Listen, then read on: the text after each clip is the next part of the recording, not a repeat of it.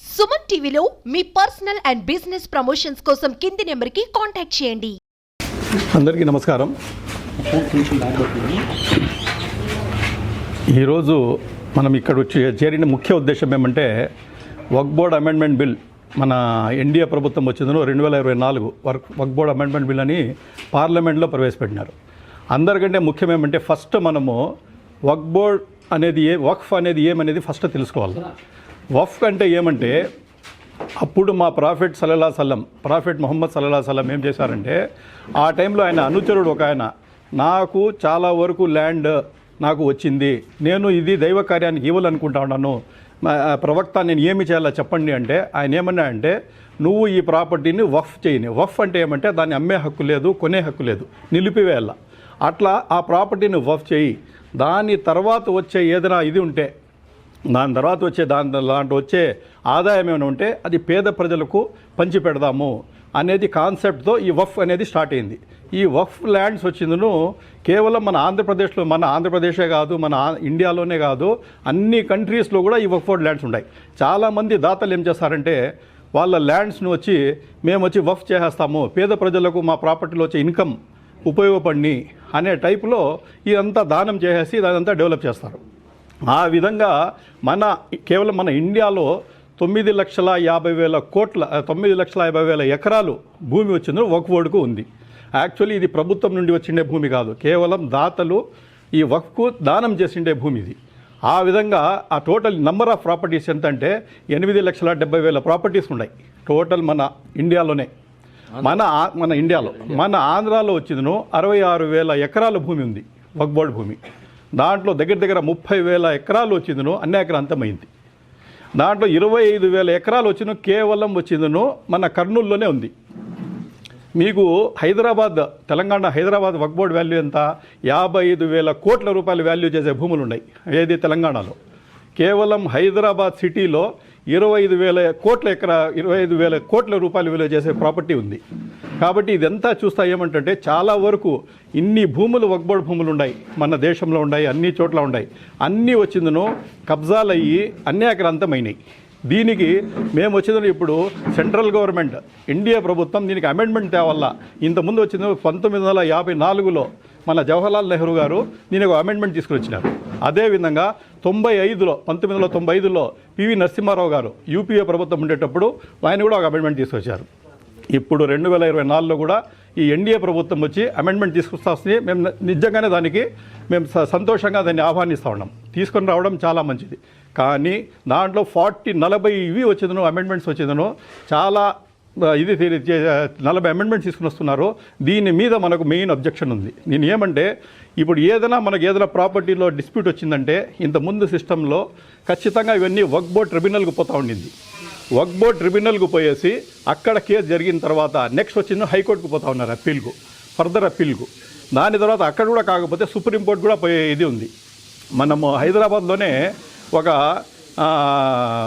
ఏదో షావలి దర్గా ఉంది, దాని వాల్యూ వచ్చి 55,000 దగ్గర 5,000 కోట్ల రూపాయల వాల్యూ అది. ఆ ప్రాపర్టీ వచ్చిందను లోయర్ కోర్టులో మనము ఇక్కడ వక్ఫ్ బోర్డు ట్రిబ్యునల్లో ఓడిపోయినారు, తర్వాత హైకోర్టులో కూడా ఓడిపోయినారు. కానీ దీంట్లో పోయినప్పుడు సుప్రీంకోర్టులో పోయినప్పుడు హమీద్ షావలి దర్గా ఏదో ఆ దర్గా వాళ్ళు ఆ హైకోర్టులో సుప్రీంకోర్టులో గెలిచినారు. కాబట్టి మనకు ఇంత ముందుండే చట్టంలో కూడా ఎట్లా పోయి కూడా మనం దాని గురించి తీసుకునే అధికారం ఉంది, ఎటువంటి లొసుగులు లేదు. ఇప్పుడు కేవలం మనం వక్ఫ్ బోర్డుకు బలోపేతం చేయాలా. ఇన్ని వేల ప్రాపర్టీస్ ఇంతకుముందు నజ్మా హెప్తుల్లా గారు ఉన్నారు, మైనార్టీ వెల్ఫేర్ మినిస్టర్ ఎన్డీఏ ప్రభుత్వంలో. ఆమె ఏం చెప్పిందంటే మనకు ఎన్ని వక్ఫ్ బోర్డు ఆస్తులు ఉన్నాయంటే దగ్గర ఇన్ని 9,50,000 ఎకరాల ఆస్తులు ఉన్నాయి మన టోటల్ ఇండియాలో. వీటిని బాగా డెవలప్ చేసుకొని మనం ఖచ్చితంగా కానీ ఒక లెవెల్కు తీసుకుని వచ్చినామంటే దగ్గర వచ్చిందో మనకు ఇన్కమ్ వచ్చిందను 12,500 కోట్ల రూపాయలు వచ్చిందను సంవత్సరానికి ఓన్లీ ఇన్కమ్ వస్తుంది ఆ ప్రాపర్టీస్తో. ఆ డబ్బుతో మైనారిటీస్ పిల్లోళ్ళకి కానీ మైనారిటీకి ఎడ్యుకేషన్ కానీ ఏదైనా వాళ్ళకి డెవలప్ చేయాలంటే కానీ క్లీన్గా వాడుకోవచ్చు. సపరేట్ గవర్నమెంట్ ఫండ్ ఇచ్చే అవసరం కూడా లేదు. కాబట్టి గవర్నమెంట్ ఈరోజు అమెండ్మెంట్ తీసుకుని వచ్చేసి దానికి ఒక లెవెల్కు తీసుకుని రావాలనేది మేము నిజంగానే ఆహ్వానిస్తూ ఉన్నాం. కానీ దాంట్లో చేయాల్సింది ఏమంటే ఇప్పుడు ఇవన్నీ చేయకుండా ఇప్పుడు ఏం చేస్తున్నట్టుగా దాంట్లో లొసుగులు చాలా ఉన్నాయి. ఇప్పుడు పెట్టిన 40 దీంట్లో దానివల్ల ప్రభుత్వం యొక్క ఉద్దేశం ఏమి అనేది కూడా అందరికీ డౌట్ వస్తూ ఉంది. ఏమంటే ఉద్దేశం ఏమంటే వీళ్ళు ఏం చేస్తున్నారంటే టోటల్ పవర్ వచ్చిందను ఇంతకుముందు ట్రిబ్యునల్కి ఉండింది, హైకోర్టుకు ఉండింది, సుప్రీంకోర్టుకు ఉండింది. ఇప్పుడు సైడ్ ట్రాక్ చేసేసి డిస్ట్రిక్ట్ కలెక్టర్కి పెడుతున్నారు. డిస్ట్రిక్ట్ కలెక్టర్ గారు మీరు చెప్పండి, ఒక చోట యోగి ఆదిత్యనాథ్ గారు సీఎం గారే ఉన్నారు. ఒక డిస్ట్రిక్ట్ కలెక్టర్ ఆయనకి అగెనిస్ట్గా ఏదైనా ఇది ఇవ్వగలడా? ఇవ్వలేడు. కాబట్టి డిస్ట్రిక్ట్ కలెక్టర్ న్యాచురల్ ఏ పక్క బెండ్ అవుతారో, రూలింగ్ ప్రభుత్వం ఏది ఉందో, ఎవరు సీఎం ఉందో, ఎవరు రూలింగ్ ఉండారో వాళ్ళ పక్క బెండ్ అవుతారు. కాబట్టి ఈ ప్రాపర్టీస్కు ఏమవుతుందంటే ఏదైనా మనము ఇప్పుడు ఈ డిస్ట్రిక్ట్ కలెక్టర్ ఒక ఇది వచ్చిన పేపర్ చాలా కీలకంగా మారుతూ ఉంది ఇప్పుడు ఇచ్చిన అమెండ్మెంట్ ప్రకారం.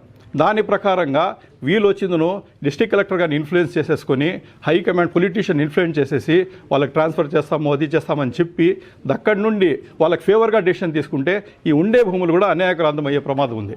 ఇప్పుడే అన్యాయక్రాంతమైనాయి, అన్ని కబ్జాల్లో ఉన్నాయి. కానీ ఏమంటే ఓనర్షిప్ అంటూ పోలా. ఇది కానీ జరిగిందంటే ఓనర్షిప్ కూడా మన చేతుల నుండి వెళ్ళిపోతుంది. అదే మన లోకల్ ఎమ్మెల్యే షాజాన్ బాషా గారు కూడా అప్పుడు ఎలక్షన్స్ వచ్చినప్పుడు మేము బీజేపీతో మద్దతు ఉంటే కూడా అన్ని మసీదుల్లో అంతా వచ్చి బీజేపీతో మద్దతు ఉంటే కూడా నేను ముస్లిం సమాజానికి వ్యతిరేకంగా ఏది ఉంటే కూడా నేను నిలబడతాను, ఖచ్చితంగా వాళ్ళకి సపోర్ట్గా పోతాను అని చెప్పి కూడా వాళ్ళు ఆయన మాట అన్ని మసీదులు కూడా మాట ఇవ్వడం జరిగింది. కాబట్టి ఈ బిల్లు టోటల్ ముస్లిం మనోభావాలకు అగెనెస్ట్గా ఉంది. కాబట్టి ఆయన కూడా ఆయన మాట ఎన్ఆర్సీ ఎన్పిఏ వస్తే కూడా నేను ఖచ్చితంగా దానికోసం ఫైట్ అవుట్ చేస్తాను, చంద్రబాబు నాయుడు గారి దగ్గరికి పోయి నేను కన్విన్స్ చేస్తాను, నేను చేస్తానని చెప్పి అన్ని మసీదులు కూడా మాట ఇవ్వడం జరిగింది. కాబట్టి ఇప్పుడు కూడా ఇది వచ్చింది కాబట్టి వక్ఫ్ బోర్డు బిల్లు ఇది ముస్లిం సమాజానికి అగెనిస్ట్గా ఉంది. కాబట్టి దీంట్లో మార్పులు చేర్పులు జరుగుతూ ఉన్నాయి. దానికి ఫేవర్గా జరగాలని చెప్పి ఆయన కూడా చంద్రబాబు నాయుడు గారు, ఎందుకంటే ఉండేదే 3 ఎమ్మెల్యేలు మనకు, ఆ 3 ఎమ్మెల్యేలు కూడా పోయేసి చంద్రబాబు నాయుడుతో కలిసి ఈ బిల్లు వచ్చి ముస్లిం సమాజానికి వ్యతిరేకంగా ఉంది కాబట్టి మనమంతా దీన్ని నెగిటివ్గా చేద్దాము, అగెనిస్ట్గా చేస్తామని చెప్పి ఖచ్చితంగా ఆడ చేసి ఆయన చెప్పిన మాట నిలబెట్టుకోవాలని కోరుకుంటా ఉన్నాం. అందరికీ నమస్కారం. ఈరోజు ముఖ్యంగా ఇక్కడ సమావేశం ఏర్పాటు చేయడం ఏమనగా వక్ఫ్ బోర్డ్ అమెండ్మెంట్ బిల్ ఆఫ్ 2024 అని సెంట్రల్ గవర్నమెంట్ ఆఫ్ ఇండియా వచ్చింది. ఒక అమెండ్మెంట్ బిల్లు వక్ఫ్ ల్యాండ్లో వక్ఫ్ జోన్ కోసం పెట్టారు. ఇది ప్యూర్గా మైనార్టీ ఆస్తులు దోచుకునేదానికి 9 లక్షల ఎకరాలు, అది ప్రైమ్ ప్రాపర్టీస్ కింద అన్ని సిటీల్లో ఉన్నాయి. ఈ ప్రాపర్టీస్ని ఎలా చేసుకొని ఎలా మైనార్టీలు ఈ ఆస్తులు ఎలా కొట్టేయాలని ఏకైక నేపథ్యం తప్ప దీని గురించి ఏమీ కానీ ఎక్కడే కానీ ఈ అమెండ్మెంట్స్ అనేదానికి ఎలా పెట్టారంటే కలెక్టర్ గారు ఇన్ఛార్జ్ అంటారు, దాని తర్వాత పంచాయతీరాజ్ ఇన్ఛార్జ్ అంటారు, మున్సిపాలిటీ ఇన్ఛార్జ్ అంటుంది. ప్రతి ఒక్కరూ వచ్చి దీన్ని వచ్చి చేసుకోవచ్చు అనే కాన్సెప్ట్ పెట్టడము ఈరోజు ఆ అమెండ్మెంట్ బిల్లులో క్లియర్ కట్గా చూపించారు మనకు.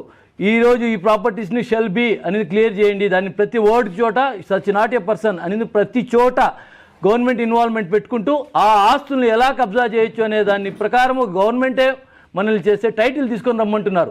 టైటిల్ అనేది ఎప్పుడు వస్తుందంటే 1889లో బ్రిటిష్ ప్రభుత్వం వచ్చిందను టైటిల్ ఫిక్స్ చేసి ఇనాందారులు, పట్టాదారులు, డీకేటీదారులు, గవర్నమెంట్ భూమి, కౌలు భూమి అని ఆ రోజు సెట్ చేసిన కౌలు పత్రాలు తప్ప, ఇనాందారులుగా ఆ రోజు ప్రకటించిన వారు తప్ప ఏదే కానీ ఆధారం ఉండదు. అటువంటిది తీసుకొచ్చి టైటిల్ తీసుకురండి మీరు అంటే ఈరోజు టైటిల్ ఎక్కడి నుండి తీసుకొస్తాం? 200 సంవత్సరాల తర్వాత మనం టైటిల్ తీసుకురావాలంటే ఏ టైటిల్ కింద వక్ఫ్ బోర్డు ల్యాండ్కి టైటిల్ తీసుకొస్తాం? ఇదన్నీ ఆలోచించుకోవాలి. మనం కూడా మదనపల్లిలోనే 500 కోట్ల రూపాయలకు పైన ఆస్తులు ఉన్నాయి. ఈరోజు గవర్నమెంట్ ఆఫ్ ఇండియా పెట్టడం వల్ల లాస్ట్ టైం కూడా ఈ ప్రభుత్వం వల్ల ఎంత ఇబ్బంది పడ్డామంటే దానికి ఈరోజు స్థానిక ఎమ్మెల్యే గారే ట్రై చేశారు, ఆ రోజు ట్రై చేసి తీసుకొచ్చుకున్నారు. ఈరోజు సేమ్ అదే వాళ్ళ కబ్జాలోకే మళ్ళీ పోతే కూడా తీసుకురాలేని పరిస్థితి. మా 8 ఎకరాలు ఆ రోజు వాళ్ళ కబ్జాలోనే ఉండి ఇంకా తెలుగుదేశం వాళ్ళే కేసులు వేసుకున్నారు, వాళ్ళే హైకోర్టుకు పోయారు, వాళ్ళే కౌలుదారులు కూడా కేసులు వేసుకుంటా ఉంటే వక్ఫ్ బోర్డు ఈరోజు పోరాడుతూ ఉంది. రేపు స్టేట్ గవర్నమెంట్ సెంట్రల్ గవర్నమెంట్ కొలిడ్ అయితే ఏ వక్ఫ్ ప్రాపర్టీకి కూడా సెక్యూరిటీ ఉండదు. ఈ amendment only divide and rule policy కింద మైనార్టీల ఆస్తుల్ని తగ్గించి చూపిస్తూ ఏ మైనార్టీకి కూడా ఏ క్యాస్ట్కి కూడా ఇన్ని ఆస్తులు లేవు. 9 లక్షల ఎకరాలు, దాదాపు 8,95,000 ఎకరాలు ఉన్నాయి. ఈ ఆస్తుల్ని ఎలా జప్తు చేసుకోవాలి, ఎలా కబ్జా చేసుకోవాలి, ఎలా బోరిన్స్ని తీసుకుని రావాలని ఒక్క చిచ్చు పెట్టి మా దాంట్లో ఈ ఆస్తులన్నీ కబ్జా చేసుకునేదానికి ఏకైక ప్రయత్నం తప్ప ఈ వక్ఫ్ బోర్డ్ అమెండ్మెంట్ అనేది ఇంతవరకు లేని చట్టము. ఈ చట్టాల్లో ప్రతి ఒక్కటి మైనార్టీలని కించపరిచి మైనార్టీలని చేసేదానికి తప్ప కావడం లేదు. దీనికి సపోర్టివ్గా మా మిథున్ రెడ్డి గారు మా పార్టీ తరఫున, వైఎస్ఆర్సీపీ పార్టీ తరఫున అమెండ్మెంట్ వ్యతిరేకిస్తూ మజ్లిస్ పార్టీ ఏదైతే అమెండ్మెంట్ చెప్పిందో మజ్లిస్తో మేము సపోర్ట్ చేస్తున్నాము, మజ్లిస్ వాళ్ళ దాంట్లో చేస్తున్నామని చెప్పి క్లియర్ కట్గా చెప్పారు. At the same time Telugu Desam party మాకు దీనికి సపోర్ట్ చేస్తున్నామంటున్నారు. మళ్ళీ నిన్న గౌరవనీయులు ఎండి ఫారూక్ గారు ఏం చెప్పారు, ఆయన మేము లేదు, మేము చెప్పడం వల్లే అది జేపీసీకి పోయింది, జాయింట్ పార్లమెంట్ కమిటీకి పెట్టారు, మేము చంద్రబాబు నాయుడు గారితో చెప్పాం కాబట్టి పోయింది అన్నారు. అయ్యా లోక్సభలో మీ మెజార్టీ ఉంది, మెజార్టీ అయిపోయి రాజ్యసభలో మెజార్టీ లేదు కాబట్టి జేపీసీకి పంపించారు. వారు కూడా మెజార్టీ లేదు కాబట్టే 12 మందికి రేపు ఎలక్షన్ పోస్ట్పోన్ చేసుకునే దానికోసమే జేపీసీకి పెట్టారు. ఇవన్నీ ఎవరికి తెలియనివి కాదు. దయచేసి ఇక్కడ ఉండే ముస్లిం ఎమ్మెల్యేలు కానీ ప్రభుత్వం కానీ ముస్లిం మైనార్టీలకు మేమంతా సపోర్ట్ చేస్తున్నాము, లేకపోతే మేము మైనార్టీలు మాకు ఓటు వేయలేదు కాబట్టి మేము కక్ష తీర్చుకుంటున్నాము అనే వ్యతిరేకంగా కాకుండా దయచేసి అన్నీ ఆలోచించుకోవాలి. మైనార్టీలకు సపోర్ట్గా చేసేట్లుకంటే చంద్రబాబు నాయుడు గారు అనుకుంటే ఈరోజే దాన్ని కావాలంటే అమెండ్మెంట్ లేకుండా క్యాన్సిల్ చేసేయచ్చు, లేదా అనుకుంటే పాస్ ఆన్ అయిపోతుంది. కాబట్టి దయచేసి చెప్తున్నాము, మమ్మల్ని డివైడ్ అండ్ రూల్ లేకుండా అందరము సమానమే అనే రీతిలో చూడమని కోరుకుంటూ ఈ అవకాశం ఇచ్చినందుకు అందరికీ నమస్కారం.